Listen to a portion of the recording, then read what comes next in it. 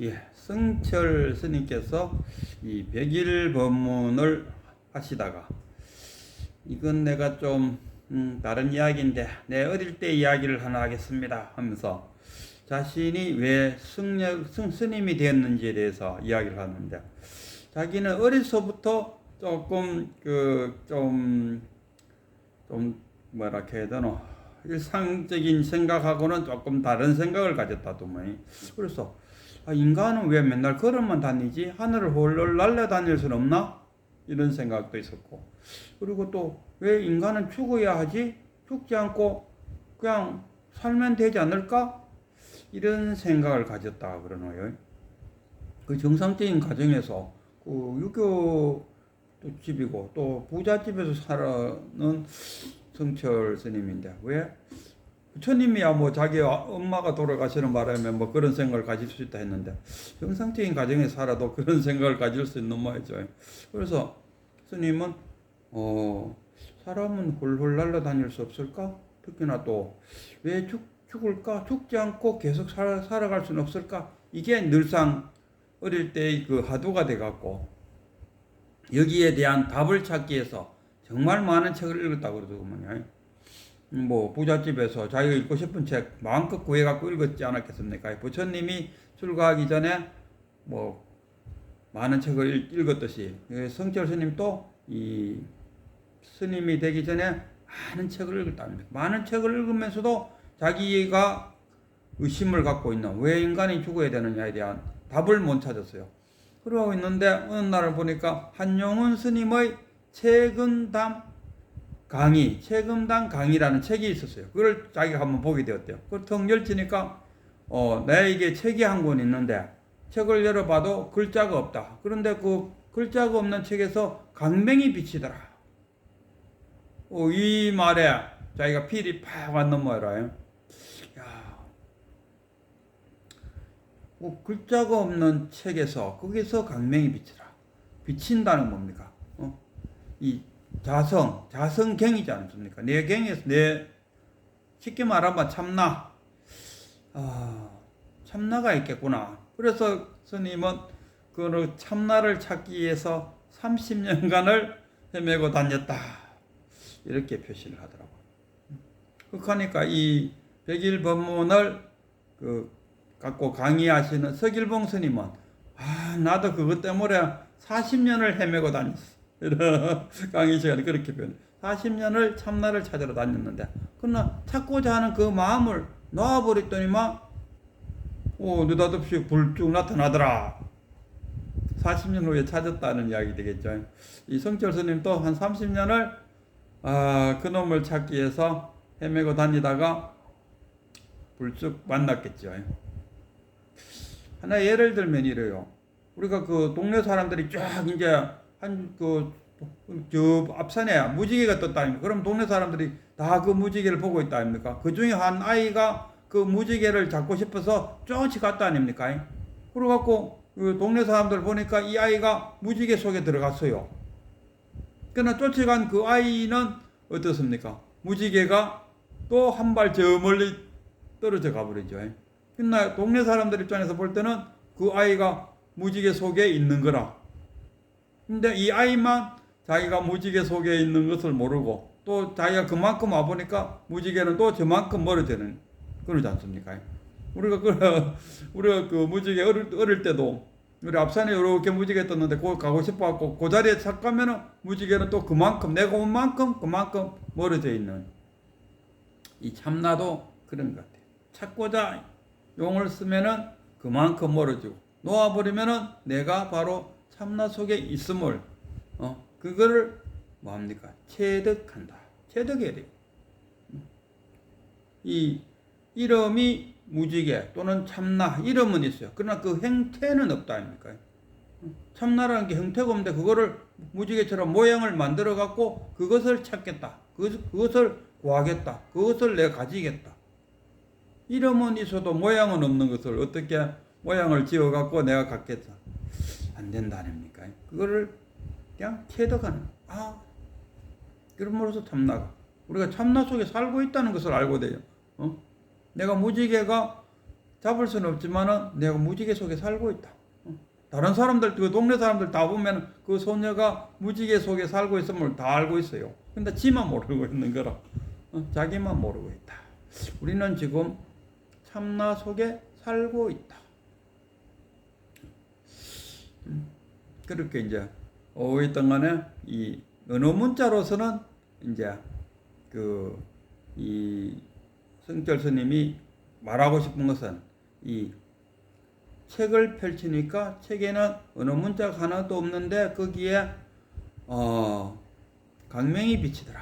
그러니까 쉽게 말하면 언어 문자로서는 그 인간이 왜 죽는지 헐헐 날아다니는지에 대해서 언어 문자로서는 설명해 줄 수 없다. 그러나 자신의 자아경, 경자가 거울 경자 비추지 않습니까? 내 마음에서 비추어 나오는 거기 참나가 있음을 자아경을 찾았다. 이런 이야기가 되겠죠. 그래서 혹시나 우리 내가 참나를 찾겠다, 견성하겠다 하는 그런 생각을 갖고 있다면은 그것을 모양이나 색으로 찾겠다. 모양도 없고 색도 없는 거라. 여기 있다. 이게 어떻게 모양과 색입니까? 참나가 어디 있습니까? 여기 있다. 여기.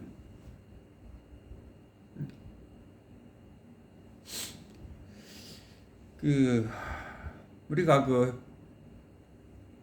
행복하냐 행복하지 않느냐 그 기준점, 우리가 좀 돈 권력 명예 다 주도 돈 권력 명예 건강까지 해서 한 뭉티를 묶어갖고 바꾸자 해도 바꿀 수 없는 것이 행복이지 않습니까? 아무리 돈 권력 명예가 다 있다 해도 이 행복하지 않으면은 괴롭다 아닙니까?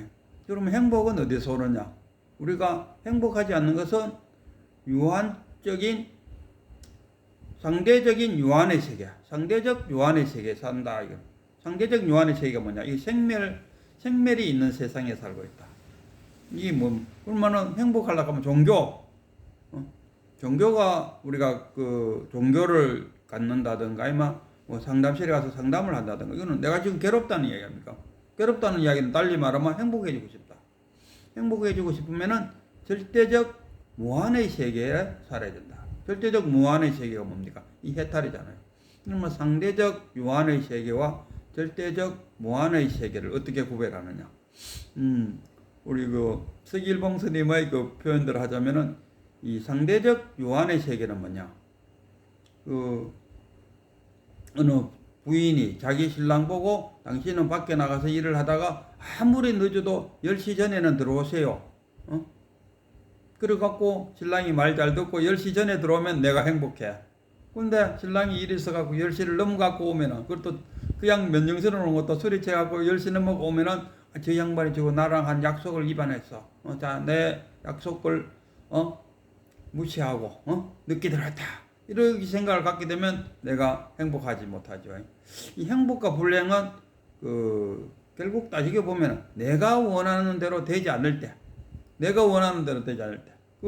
부처님의 사고 팔고 할 때 8개의 괴로움에 들어가지 않습니까? 생로병사에다가 만나고 싶은 사람 못 만나고, 만나기 싫은 사람 만나야 되고, 그 다음에 온 이 자체가 괴로움이고, 또 마지막 하나가 내가 원하는 대로 되지 않을 때의 괴로움. 내가 원하는 대로 하지 않고, 또 그 사람을 내가 원하는 대로 바꾸려고 하니까, 바뀌지가 않는가 괴로움. 나도 내 자신을 못 바꾸는데 내가 저 사람을 어떻게 바꾸느냐, 이런 생각이 이제 들면은 이거는 뭡니까? 절대적 무한의 세계, 해탈의 세계에서 산다. 그냥 신랑 보고 아침에 출근할 때 당신 볼일 다 보고 편한 대로 끝나거들랑 들어오세요. 그러면은 신랑이 9시에 들어올 수도 있고 10시에 들어올 수도 있고 11시에 들어올 수도 있고 그럴 거 아닙니까?